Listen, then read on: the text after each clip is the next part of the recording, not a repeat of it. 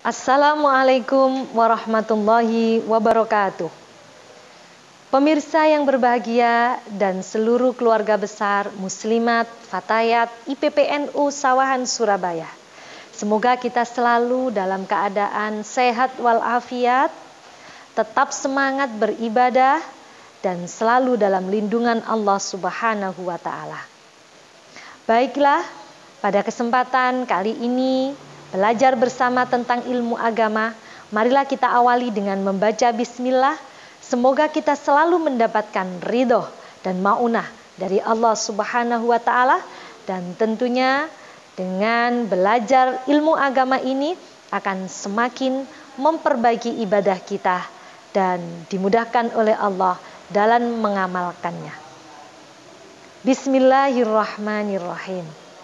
Pemirsa dan keluarga besar Muslimat Fatayat IPPNU Sawahan Surabaya. Kali ini kita akan belajar bersama tentang hadis Nabi yang mana diambil dari kitab Wasiatul Mustafa, yang mana ini termasuk wasiat Nabi Muhammad kepada sahabat Ali tentang penghuni surga. Ada 6 golongan orang yang termasuk penghuni surga. Mari kita baca hadisnya.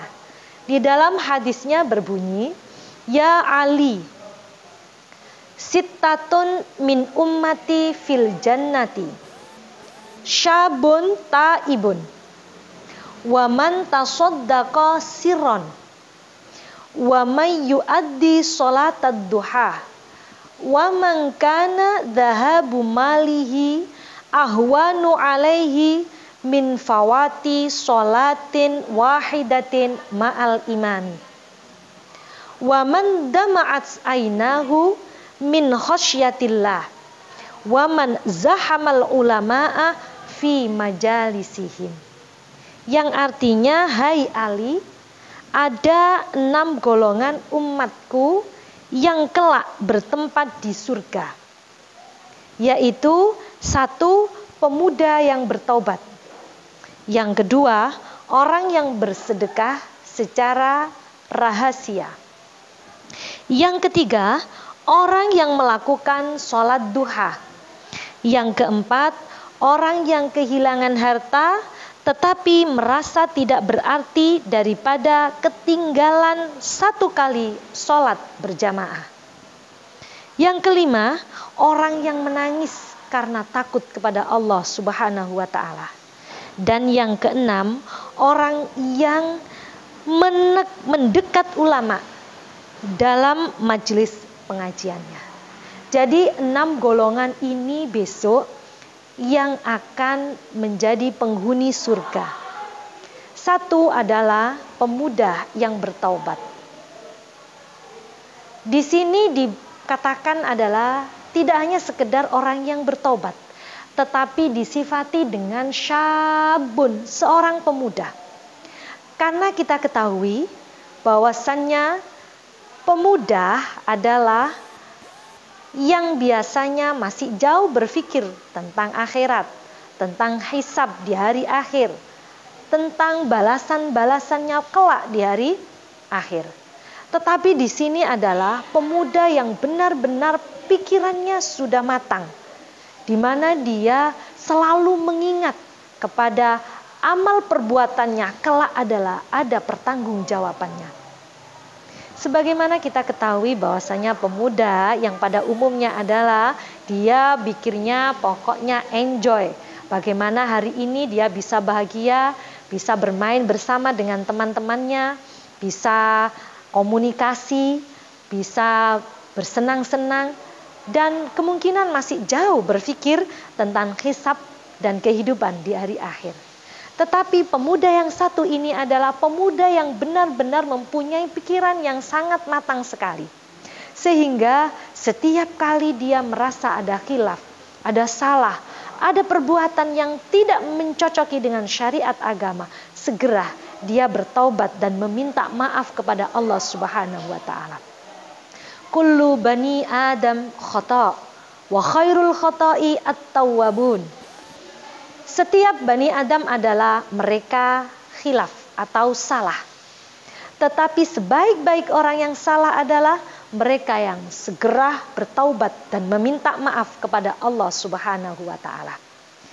Kita sering sekali melihat ada orang yang bersalah tapi tidak mau mengatakan salah.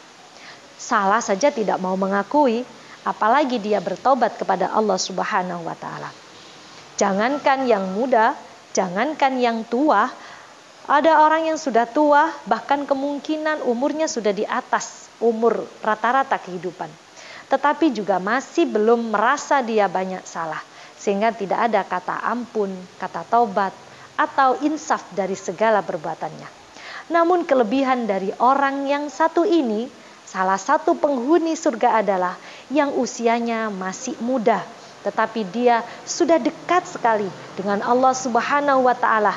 Dengan cara dia sangat berhati-hati di dalam perbuatannya, sehingga setiap kali dia melangkah, beraktivitas dan berbuat, selalu teriring dalam pikirannya, Allah selalu melihat setiap aktivitasnya. Sehingga ada kesalahan, cepat dia meminta maaf kepada Allah Subhanahu wa Ta'ala. Semoga ini akan menjadikan pelajaran bagi kita, motivasi bagi kita, bahwasanya kita yang sudah sekian umurnya, semoga kita tetap selalu cepat untuk mengingat setiap kali ada khilaf, kita segera meminta maaf kepada Allah Subhanahu wa Ta'ala, sehingga dari setiap khilaf kita diampuni oleh Allah, dan tentunya setelah kita bertaubat, kita tidak akan mengulang lagi. Selanjutnya yaitu ada golongan yang kedua, juga termasuk penghuni surga. Siapakah dia? Yaitu orang yang bersedekah secara rahasia. Dari istimewanya orang yang bersedekah adalah di sini ada secara rahasia, ada batasannya secara rahasia. Banyak dari sekian ini, alhamdulillah, banyak orang yang bersedekah. Kian hari banyak orang yang semakin dermawan, semakin banyak yang perhatian kepada anak yatim. Banyak mereka yang suka mengadakan kegiatan agama, dan bahkan dia yang akan menjadi sumber dana dalam kegiatan beragama. Tetapi di sini adalah dua orang yang termasuk orang yang kedua menjadi penghuni surga adalah tidak hanya bersedekah, tetapi di situ ditulis man tasaddaqa sirron. Mereka yang bersedekah tetapi sedekahnya ini dirahasiakan. Inilah yang paling sulit. Karena orang itu biasanya kalau sedekah diumumkan. Yang ini akan menjadikan dampak mereka akan diketahui oleh orang, meskipun orang yang bersedekah tidak kepingin diketahui orang, tetapi dengan diumumkan menjadi sedekahnya diketahui orang, dan orang menjadi memuji, dan kalau tidak kuat menjadi pujian, dia suka dipuji, akan mengurangi pahala sedekah. Maka di sini adalah mereka memilih bersedekah dengan secara rahasia. Ada bahasa yang mengatakan kalau tangan kanan bersedekah, maka tangan kiri pun tidak mengetahui. Karena apa? Untuk menjaga kemurnian, keikhlasan dalam bersedekah. Sehingga tidak ada tendensi lain dari sedekahnya. Tidak kepingin dipuji, tidak juga takut karena apa ini tidak bersedekah, takut dibicarakan oleh orang lain. Tetapi tendensinya semata-mata karena Allah Subhanahu wa Ta'ala. Seperti di dalam Al-Quran disebutkan, alladzina yunfikuna amwalahum fi sabilillahi thumma la yutbi'una ma anfaku manna wala adha. Yaitu orang-orang yang bersedekah di jalan Allah, yang mana sedekahnya tidak diiringi dengan menyebut-nyebut kembali dan tidak diiringi dengan bahasa yang jelek.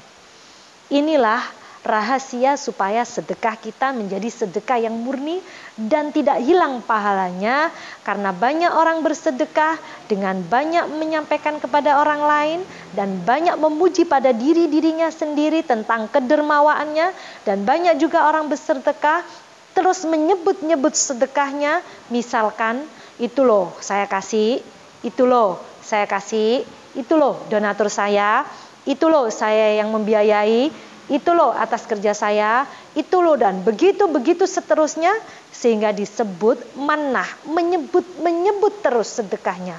Bahkan wal ada, mungkin dengan bahasa juga yang menyakitkan. Kemungkinan orang yang habis dikasih bersedekah, kemudian atau orang yang ditolong, dia akhirnya mengatakan, kamu itu nggak berterima kasih kepada saya. Saya sudah banyak menolong kamu loh. Terus kamu itu apa kembalinya kepada saya? Kamu punya balas budi banyak loh kepada saya. Dengan seperti itu, maka otomatis sedekahnya akan menjadi sia-sia. Inilah yang dimaksud dengan sedekah tersebut cacat dengan tidak ada keikhlasan kepada orang yang kita sedekahi. Karenanya, marilah kita selalu menjaga amal kita, tidak hanya bersedekah, apapun itu bentuknya. Entah membantu orang, entah menjaga kebaikan hubungan kepada orang lain, entah sholat sunnah, ataupun kebaikan-kebaikan yang lainnya. Kita upayakan menjadi kebahagiaan yang rahasia itu menjadi rahasia kita dengan Allah Subhanahu wa Ta'ala, yang menjadi nilai ibadah lillahi ta'ala. Dengan begitu, maka dia termasuk pahalanya utuh di hadapan Allah Subhanahu wa Ta'ala. Ibaratnya tidak dimakan dengan pujian dan tidak dimakan dengan hal-hal yang lain, murni karena Allah Subhanahu wa Ta'ala. Selanjutnya ada golongan yang selanjutnya, orang yang melakukan sholat duha. Di sini orang yang melakukan sholat duha juga termasuk bagian dari 6 penghuni orang yang akan masuk surga. Sholat duha adalah mempunyai banyak sekali fadilahnya. Di antaranya adalah menjadikan tentramnya hati seseorang. Bisa menjadi awet mudahnya seseorang. Karena pagi-pagi setelah sholat subuh, sebelum kita beraktivitas dengan yang lainnya, kita berwudu dan kembali kita mendekatkan diri kepada Allah Subhanahu wa Ta'ala. Bahkan ada juga yang mengatakan sholat duha adalah sholat untuk mendatangkan rezeki. Dan diantaranya adalah fadilah sholat duha yang lainnya. Pada hadis Nabi ini disebutkan bahwasannya orang yang melaksanakan sholat duha, maka dia termasuk adalah orang yang menjadi penghuni surga. Karena itu, selagi kita bisa melakukan sholat duha, atau tidak hanya kita menunggu, tetapi kita berkomitmen pada diri kita, semoga dalam bertambahnya usia kita, kita akan bertambah amal ibadah kita, dan bertambahnya amal ibadah kita diantaranya yaitu kita mengistiqomahkan dengan sholat duha, dengan niatan mencari ridha Allah Subhanahu wa Ta'ala.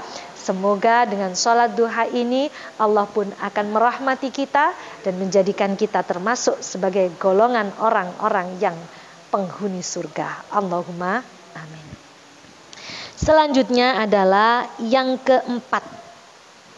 Yang keempat ini orang yang kehilangan harta, tetapi merasa tidak berarti daripada ketinggalan 1 kali sholat berjamaah. Ini malah luar biasa. Luar biasa. Karena apa? Ini ada orang yang kehilangan harta, tetapi baginya adalah tidak berarti selama dia tidak kehilangan sholat berjamaah. Wow, bayangkan. Siapa orang yang sudah sampai pada tingkat seperti ini? Kita bahkan seringkali masih repot dengan urusan yang lain, tidak kehilangan apapun, tetapi kita seringkali meninggalkan sholat jamaah. Masih sibuk urusan-urusan aktivitas yang lainnya, sibuk ngurus di dapur, masih sibuk urusan telepon, masih sibuk urusan mungkin ada tamu, yang mana tamu itu tidak ada hal yang penting, hanya bergosip dan lain sebagainya. Mungkin masih sibuk belanja, shopping dan lain sebagainya. Bukan karena kehilangan kita, tetapi kita sudah meninggalkan jamaah. Di sini ada golongan yang keempat yang luar biasa dan memang patut menjadi penghuni surga, yaitu orang yang kehilangan tetapi merasa tidak merugi atau tidak kecewa selama dia tidak kehilangan sholat berjamaah. Sebagaimana kita ketahui di dalam hadis Nabi Shallallahu Alaihi Wasallam, bahwasannya orang yang istiqomah di dalam sholat berjamaah, yaitu dia akan mendapatkan 5 keistimewaan. Man shalla sholawatil khamsi ma'a jama'atin falaha khamsata asya. Siapa yang sholat 5 waktu dan selalu dengan berjamaah, maka dia akan mendapatkan 5 hal yang utama. Di antaranya yang kelima adalah adkhalallahul jannata bighairi hisab. Mereka termasuk dimasukkan oleh Allah Subhanahu wa taala ke dalam surga dengan tanpa dihisab. Bagaimana pemirsa? Keluarga besar muslimat Fatayat IPPNU luar biasa. Mari kita semuanya menjaga sholat kita selalu untuk tetap sholat dengan berjamaah. Sesibuk-sibuk apapun, kalau kita ada niat, dan serepot apapun, kalau kita ada niat untuk sholat berjamaah, insya Allah kita akan tetap bisa melaksanakan sholat jamaah. Karenanya di dalam hadis Nabi, orang yang keempat ini adalah orang yang luar biasa. Dia tidak takut kehilangan hartanya, asalkan dia tidak kehilangan sholat berjamaah. Andekan dibandingkan berat mana dia kehilangan hartanya dengan dia kehilangan sholat jamaahnya, maka dia lebih memilih lebih berat kehilangan sholat jamaah dibandingkan dia kehilangan hartanya. Inilah makanya Allah memberikan kemuliaan dia termasuk menjadi orang yang menghuni surga, karena dia menegakkan sholatnya dengan sholat berjamaah. Selanjutnya adalah yang kelima. Yang kelima adalah orang yang menangis karena takut kepada Allah Subhanahu wa taala. Orang yang kelima ini adalah khasyatullah. Orang yang takut kepada Allah. Bukan karena takut Allah itu maha jahat, Allah itu Allah maha menyiksa, dan Allah itu maha yang tidak mengenak-enakan. Tetapi yang dimaksud khasyatullah, orang yang takut kepada Allah adalah dengan dia merasa segala anugerah yang diberikan kepada dia, atas segala nikmatnya, atas segala kasih sayang, rahmat, dan bahkan ridhonya yang telah diberikan kepada kita, kepada orang tersebut, maka dia merasa, ya Allah, dari setiap amal saya, dari setiap perbuatan saya, semakin dia itu merasa takut kalau perbuatannya ini adalah tidak berimbang dengan segala nikmat yang dianugerahkan kepada Allah Subhanahu wa taala. Maka setiap malam dia menangis, meminta kepada Allah Subhanahu wa taala, selalu dibimbing, diarahkan, hingga di dalam perjalanan kehidupannya selalu lurus, dan dalam kehidupannya selalu mendapatkan ridho dari Allah Subhanahu wa taala. Kita kemungkinan setiap malam pernah juga menangis kepada Allah Subhanahu wa taala, tetapi perlu ditanya, menangis kita ini karena merasa amal kita masih kurang sempurna, atau kita merasa bahwasanya segala nikmat yang diberikan oleh Allah kepada kita adalah belum seberapa dibandingkan dengan amal yang kita lakukan, atau karena menangis kita adalah karena kita menginginkan sesuatu, keluh kesah kita kepada Allah Subhanahu wa taala. Silakan pemirsa dan seluruh keluarga besar muslimat Fatayat IPPNU Sawahan Surabaya untuk mengingat kembali. Oh iya, saya itu menangis kepada Allah. Tetapi menangis saya bukan karena saya itu merasa masih jauh dari apa yang kita harapkan menjadi orang yang baik. Tetapi menangisnya adalah karena menangis, ya Allah, beri saya rezeki ya Allah. Ya Allah, kenapa ya Allah ini seperti ini ya Allah. Dan menangisnya adalah karena hajat kita, karena sesuatu kita, karena kehilangan dan segalanya. Bukan karena khasyatullah, bukan karena takut kepada Allah, tetapi nangis kita ada semata-mata memburu hajat kita, meminta kita kepada Allah, dan kesedihan kita, serta kekecewaan dan lain sebagainya. Artinya menangis kita ini adalah bukan karena khasyatullah. Berbeda dengan yang ada dalam hadis ini adalah orang yang kelima ini mereka menangis karena khasyatullah, karena rasa takutnya kepada Allah atas segala amal perbuatannya yang mungkin masih jauh dikatakan benar, masih jauh dikatakan soleh dari setiap anugerah, nikmat, rahmat, maunah yang diberikan oleh Allah kepadanya. Sehingga dia semakin merasa kecil, merasa tidak ada apa-apa, dan merasa masih jauh dikatakan bersyukur kepada Allah dibandingkan dengan amal ibadah yang sudah dilakukannya.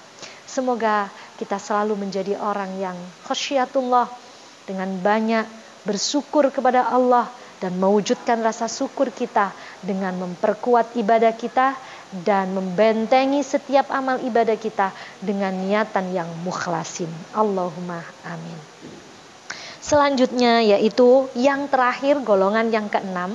Golongan yang keenam adalah orang yang mendekat ulama dalam majelis pengajian.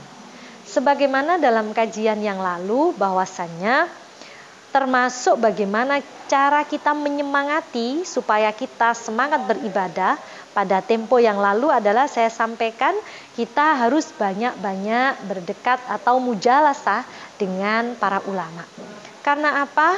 Dengan kita banyak mujalasah dengan para ulama, kita akan banyak mendapatkan siraman rohani. Hati kita yang beku, hati kita yang kaku, hati kita yang keras, dengan banyaknya mendapatkan siraman rohani dan banyaknya kita bersama para ulama dengan berzikir bersama, melenturkan hati kita.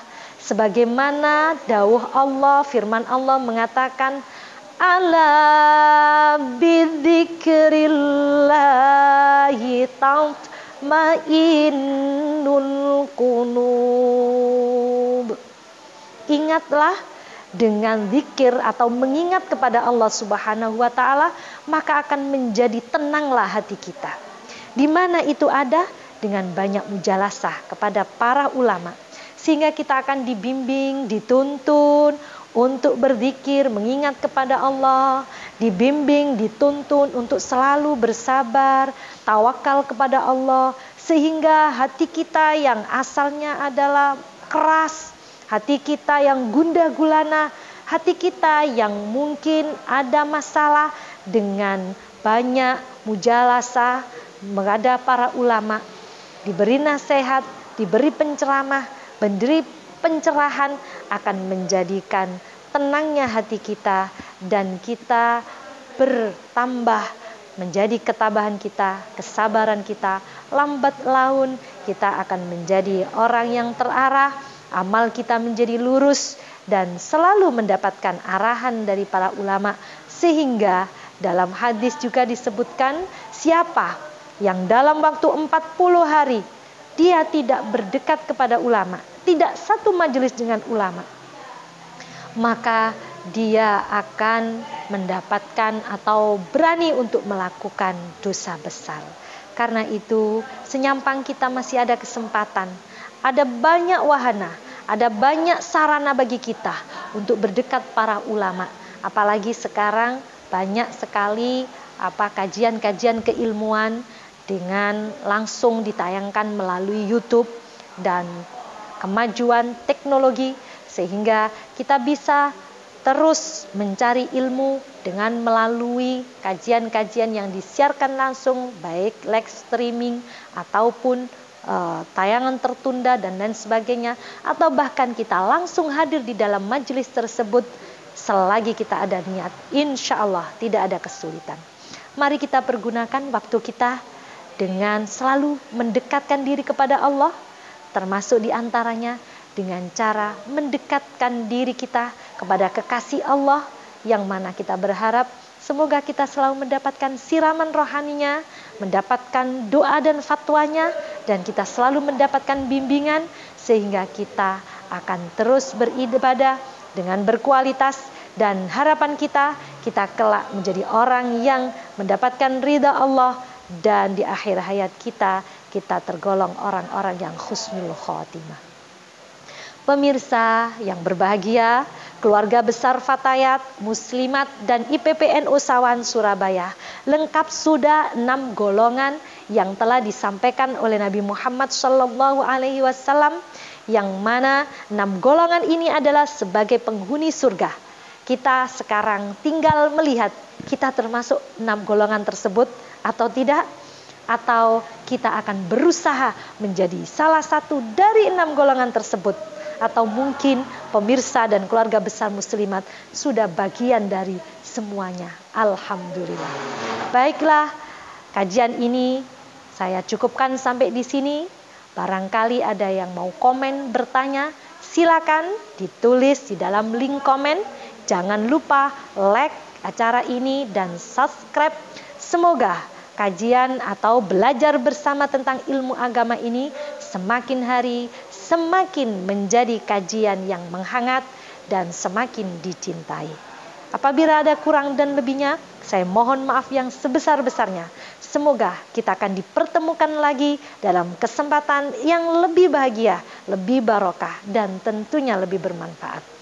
Mari bersama-sama kita tutup dengan Alhamdulillahirabbil alamin. Wassalamualaikum warahmatullahi wabarakatuh.